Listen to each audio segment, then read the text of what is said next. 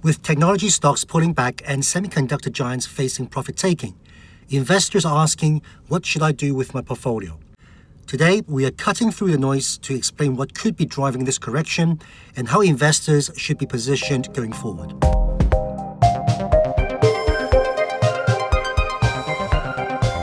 Hi, welcome to On Investors' Minds. I'm Tai Hui, the Chief Market Strategist for Asia Pacific at JP Morgan Asset Management.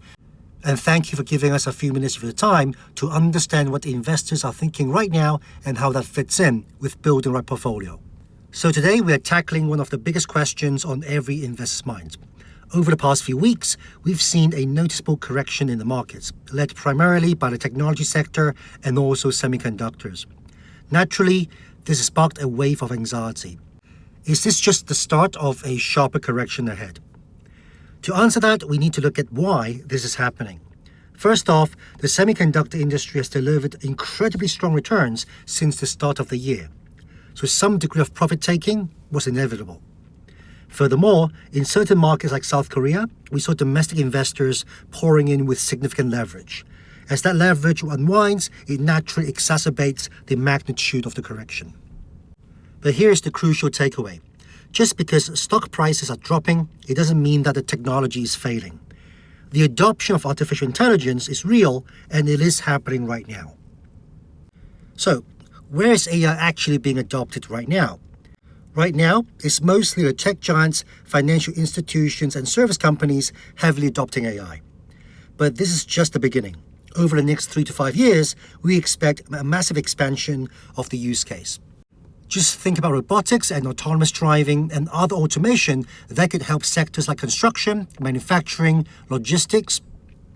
This evolution will lead to a broadening of earnings potential far beyond the Silicon Valley. While we should not be pessimistic on AI, we do need to be rational about its current stage of development. Now, let's dive a little bit deeper into the corporate world. If you are running a big company today, how has your approach to AI changed? We are seeing a fascinating shift that I would describe as from CTO to CFO, or from tech officers to financial officers. In the earlier days, AI adoption was driven by CTOs encouraging everyone to experiment with each user being charged a flat fee. But now, as costs pile up, often charged by token usage or volume, the CFO steps in and they're demanding rationality. High-end, expensive models are being reserved for high-value tasks, such as cutting-edge R&D, while everyday employees are shifted to cheaper and more mass-market models. It's like driving in a Formula One race or driving in the city. You don't need a Formula One car just to get to the grocery store. And it's not just about what clients are looking for. AI companies in the US are also facing competition from overseas, particularly from China. With Chinese models often being cheaper and open-sourced, allowing for easier customization, global enterprises are diversifying. This competitive pressure means that even the biggest US tech players may have to adjust their business models and also future capex plans. So this brings us to hardwares. With AI companies under pressure to show profits, does it mean bad news for semiconductors and data centers demand? Surprisingly, no. While individual AI service providers may face monetization challenges, the overall ecosystem is expanding. AI is rapidly penetrating both enterprises and the household sectors. This widespread adoption means the demand for compute remains robust, regardless of who's providing it. The long-term prospects for data center construction is still incredibly strong. For investors, this highlights the importance of active management. The AI model landscape is moving towards a winner-takes-most scenario. In the semiconductor space, market concentration is high, meaning the top-tier players retain powerful pricing power. While short-term demands may fluctuate, the long to mid-term sales growth looks steady. So how should you position your portfolio for the second half of the year? Now, the macroeconomic backdrop is actually quite supportive. We expect the global economy to remain in steady shape. Inflation isn't spiraling out of control, which means central banks won't need to raise rates aggressively. This is great news for interest rate-sensitive sectors such as growth. We are expecting earnings growth to broaden out well beyond just technology. Sectors that like financials, consumer discretionary, and industrials are poised to thrive. And this is not just a US story. We're seeing this potential across Asia and also more broadly around the world.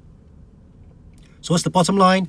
While tech volatility may continue in the short term, don't let it scare you out of the market. Instead, use this momentum to broaden your equity allocation. Look geographically beyond the US and look sector-wise beyond pure tech. Diversification is your best friend in this next chapter. Thanks for listening. If you enjoyed this podcast, please share this with your colleagues and friends, and of course, consider subscribing. If you have any questions for us, feel free to reach out to your JP Morgan Asset Management client advisors. I'm Tai Hui. I'll see you next time to discuss what's on investors' minds. Meanwhile, stay informed and stay invested. This content is a general communication being provided for informational purposes only. It is educational in nature and not designed to be taken as advice or a recommendation for any specific investment product, strategy, plan, feature, or other purpose in any jurisdiction, nor is it a commitment from JP Morgan Asset Management or any of its subsidiaries to participate in any of the transactions mentioned herein. Any examples used are generic, hypothetical, and for illustration purposes only. This material does not contain sufficient information to support an investment decision, and it should not be relied upon by you in evaluating the merits of investing in any securities or products. In addition, users should make an independent assessment of the legal, regulatory, tax, credit, and accounting implications and determine, together with their own financial professional, if any investment mentioned herein is believed to be appropriate to their personal goals. Investors should ensure that they obtain all available relevant information before making any investment. Any forecasts, figures, opinions, or investment techniques and strategies set out are for information purposes only based on certain assumptions and current market conditions, and are subject to change without prior notice. All information presented herein is considered to be accurate at the time of production, but no warranty of accuracy is given and no liability in respect of any error or omission is accepted. It should be noted that investment involves risks.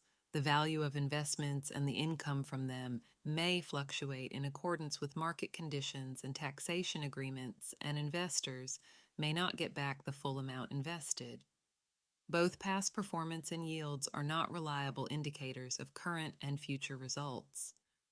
JP Morgan Asset Management is the brand for the asset management business of JP Morgan Chase & Company and its affiliates worldwide.